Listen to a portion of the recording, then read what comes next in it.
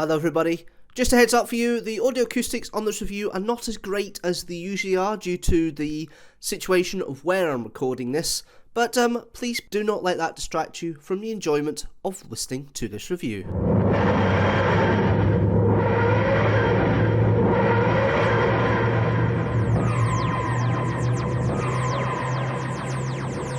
Hello everybody and welcome to another Doctor Who review. This time I'm reviewing a Big Finish audio adventure. It's Dust Breeding.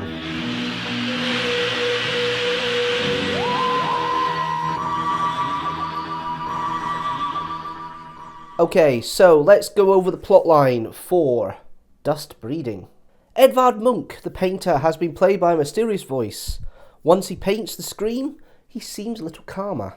The Doctor, Ace and the TARDIS, where the Doctor shows Ace a room where art masterpieces have been saved by him, and also includes a Mona Lisa that does not have "This is a fake" written in felt-tip pen. They are on the way to get another painting for his collection on the planet Deschamps 331. That painting in the time frame they're travelling to is the screen. A luxury cruise ship led by Madame Salvadori and her right-hand man Klemp are also travelling to Deschamps 331. On board are many rich art lovers and a mysterious man called Mr. Sita, who has some very special cargo. They are going to Deschamps for a masterpiece created by an associate of Salvadori's, Damien Pearson, who has founded an art centre with a gallery on the planet. When the Doctor and Ace arrive, they find Deschamps is a very dusty place and meet with an old acquaintance, Bev Tarrant, last heard in the Genocide Machine, and a worker at one of the Deschamps' many refuelling depots, Guthrie. Ace finds the Scream in Damien's galleries after the Doctor and Ace visit there, but Ace is overwhelmed by the painting as psychic forces are trying to play with her mind. The Doctor finds her and is briefly taken over by the entity in the painting, a being called the Warp Core. The Warp Core is a weapon created out of war but is sentient, and it found solace on Earth after a big war and ended up resting in the painting. It's now waking up, and with the help of Damien will become a deadly force once again. On Salvadori's ship, Mr. Sita's becoming a threat, and Salvadori sends Klemp to poke around Sita's cargo. Sita catches him in the act and reveals his true self, hidden all this time behind a bejeweled mask, and confirms himself to be the Master. Klemp is put under his influence, but not before revealing the cargo is krill eggs, waiting to be revived, which the Master duly does, killing all but Klemp and Salvadori on the ship in the process. Things are getting dangerous on Deschamps too, as Damien has psychically become at one with the Warp Core, and it starts to use the dust on the planet to become a massive living dust storm. The Krill sense this, a long-time enemy of the Warp Core, and are distracted from killing any more. The Doctor, Bev and Ace leave the planet along with the rest of the inhabitants on Salvadori's ship, but only 3 of them are left by the time they evacuate. Ace and Bev avoid death by Krill, and the Doctor bumps into the Master. The Master reveals he's planned Salvadori to come here and take the Krill with them, so the Warp Core can fight the Krill and be weakened, which then the Master can take control of the Warp Core and try to get his Trakenite body back after the Warp Core stripped it of him previously. The Master is currently the shrunken husk he was before Traken. The Warp Core is ultimately defeated when the Master finds he cannot control the Warp Core, and the Doctor uses his psychic abilities and the TARDIS to temper the Warp Core, but Guthrie, who stayed behind on Deschamps, fills the dust which the Warp Core is imbued with fuel from the fueling stations and set it alight, scattering the Warp Core into tiny pieces across the universe. The Master, meanwhile, sulks back off into the cosmos. So, that's your plotline for Dust Breeding. I thought this time I'd do a bit more of a complicated plotline, kind of similar to what I do with the TV companion stuff, so the classic stuff. That is my own words, but I did it in such a way just to try and get some sort of plotline going on here and just try something a little bit different. Maybe it works, maybe it doesn't, but it gets in my head the story as well. Let's go through the cast lines and then I'll go through some of the good bits and bad bits as we have here, production and everything else. So we have, of course, the Doctor played by Sylvester McCoy. Now, this is the Doctor, Sylvester McCoy, just post-season 26, and it's a nice little continuation of the storylines that Big Finish is starting to build up. McCoy's brilliant with what he's got. He plays the lines very well, very natural. It doesn't feel like he's reading off them at all, and it's very much in character of this Doctor. He's actually one of his better bits is the bit when he's taken over by Warp Core. Now, the sound effects are maybe a little bit difficult, but it's all in McCoy's performance that makes it for me, and it's really nice to see and really nice to have. And I really liked the way that McCoy has put himself across with this kind of warp core being that's fighting against the Doctor to an extent. And the way that McCoy puts that across, that kind of manic portrayal he does with the warp core imbued of him, is really well done. I think McCoy has actually... I think the Darker Doctor elements that we have here really work with him. I think it's a nice little tete-a-tete. His relationship with Ace is great. His relationship with Jeffrey Beaver's master is quite brilliant. I quite like the way them two bounce off each other. And I think that proves why he plays against that master again later in the monthly range. But I quite like the way the Seventh Doctor is portrayed here. I think it works quite well for the character. A story where Mike Tucker has actually tried to keep those elements of season 26 and the New Adventures stuff. There's a couple of New Adventures kind of elements there as well, because Mike Tucker's written for that. And his grip of the Seventh Doctor is portrayed very well here by McCoy overall. Then we have Ace, played by Sophie Aldred. The tough Ace that we know, the Ace that we know from the TV series, is still there, but it's nice to have that kind of slight vulnerability coming through with Ace being caught up with the psychic stuff and being a bit scared about the whole experience when she's had that psychic attack from Warp Core. And it's nice to have that kind of performance. Sophie Aldred certainly owns the lines. She doesn't do much wrong in regards to the portrayal of Ace. I think it's pretty well a good character and a good performance overall from Ace. There isn't really any major standout things with this one for Ace. It's very much just the standard Ace character we get here. She doesn't have much meaty stuff to do here. She is reacting to events in this one. The Doctor does seem to have a bit more of a plot line there. The more doing stuff seems to be more with Bev, which you'll get in a minute. I think that's possibly because they might have been trying to try Bev out as a potential future companion at this point. We'll get to that in a minute. I'm going to skip over the characters of Mr. Sita, Stroke the Master, and Madame Salvadori and come back to them. We'll go to Bev Tarrant, played by Louise Falconer. Bev Tarrant becomes more prominent in the Big Finish Bernice Summerfield audio series, which I will probably eventually do some reviews for at some point. But at this point, I think they're still trying to try out if Bev would be a companion or not. They're trying to see if she could be a companion that they could use in the series, because they give Bev a bit more prominence in what she does. She's the one that's actually there being more the proactive one. Ace is more like part of the events. And Louise Faulkner is very good with what she gets, and her performance works quite well. But I do feel that Bev is more the companion to the Doctor here than Ace is. Ace is slightly sidelined, which is a bit of a shame, but it seems to be the way it's been put across. We then have Guthrie, played by Ian Ricketts, a very strange character. I do like the way that Guthrie's portrayed this kind of world-weary man who's worked in Deschamps Station for a long time. You can tell that. And I like the way that Ian Ricketts portrays him. But there's not too much to Guthrie apart from being a very important plot point later on.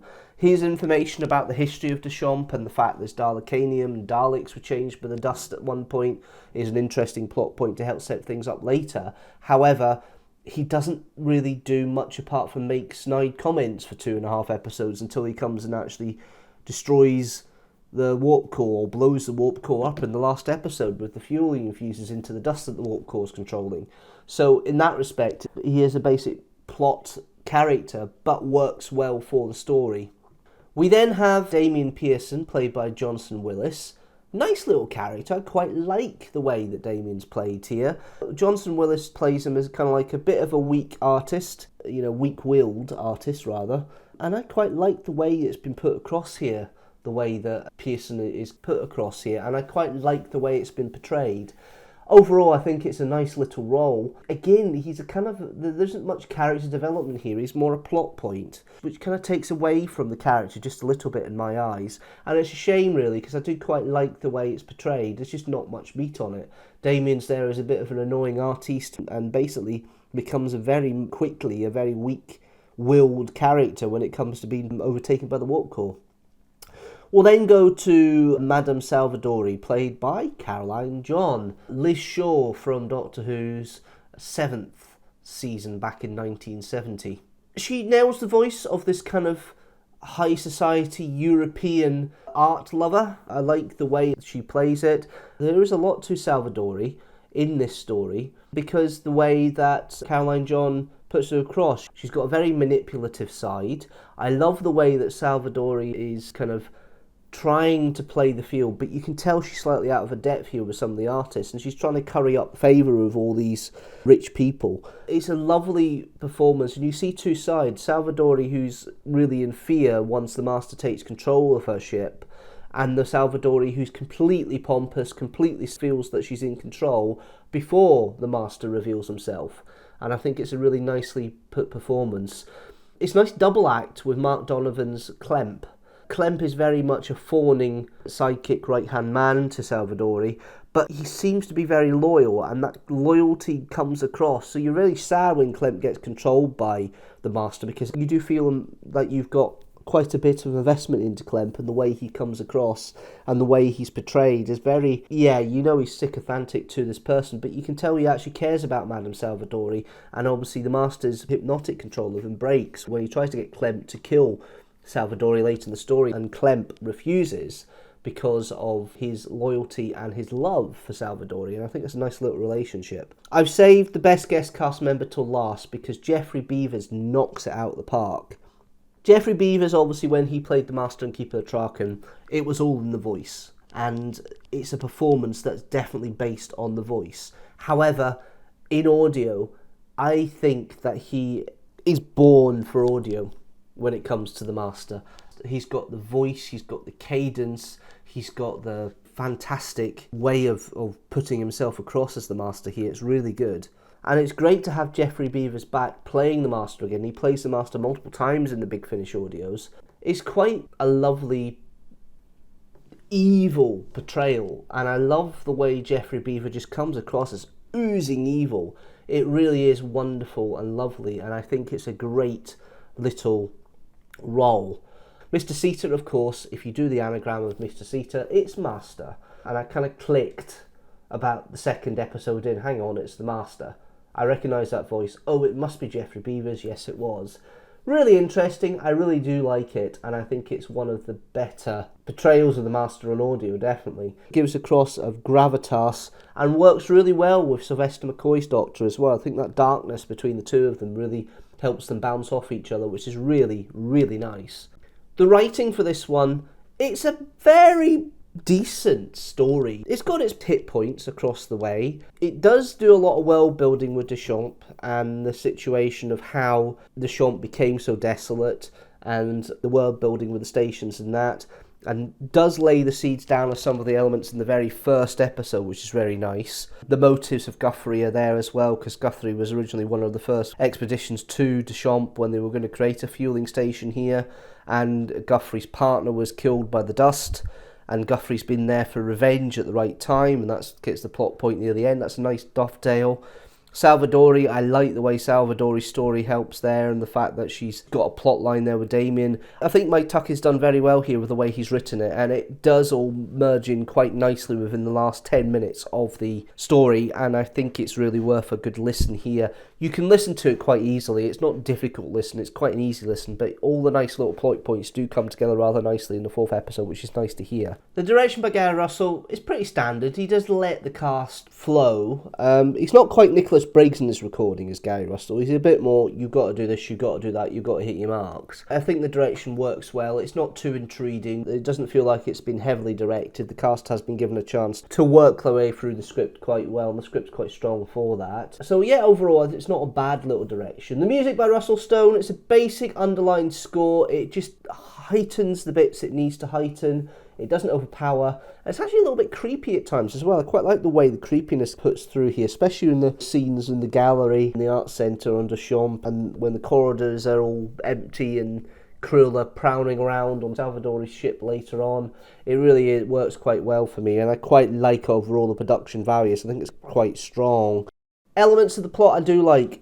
The idea of the warp core, interesting idea. I like the fact that this could be potentially all-powerful. How it's all-powerful, I'm not sure, but psychic energy, and this battle with the Krill, who I've never met before. I didn't read the prose that Mike Tucker has done with the Krill before, but obviously it's referenced the Doctor and Ace have met them before, so there is that kind of intermediate reference there. I like the idea of Deschamps as this fueling station in the middle of nowhere, a bit of a dump as well. I quite like the relationship between Clemp and Salvadori. I think that's really nice.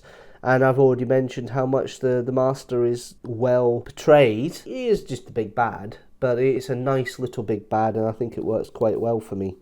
Overall, I do quite like this story. It's nice to listen to. It does flow, as I say before, but it's not high Big Finish audio. It is better than 3 TARDISes out of 5. It's not as good as 4, so I would say it is 3.5 TARDISes out of 5. So that's 3.5 TARDISes out of 5 for Dust Breeding. But where does that sit in with the rest of the Big Finish audio reviews I have done so far? So Dust Breeding sits in with 13 other stories I've reviewed so far on the Big Finish Monthly Adventures, with 3.5 TARDISes out of 5. It includes The Signs of Time, The Whispers of Terror, The Marrying Conspiracy, The Fires of Vulcan, The Holy Terror, Storm Warning, and Minuet in Hell. At the bottom are still 2 stories with 3 TARDISes out of 5. They are The Land of the Dead and Winter for the Adept. And at the top, with 4.5 TARDISes out of 5, it's The Apocalypse Element. That's it from me for this Doctor Who Big Finish review. Tell me what you think about Dust Breeding. Leave a comment down below. Do you like it? Leave a comment down below. Do you not like it? Leave a comment down below. If you like this video, please like it, share it with the hashtag teamstructor, hit that subscribe button and the notifications bell so you know when a new video comes out. General new video every Sunday at 4 PM GMT, which is when the next video comes out, and it's a 6 facts on Charlie Chaplin. Hopefully you can join me for that. But until next time, guys, thanks so much for watching and listening, and do you know what? I'll see you later.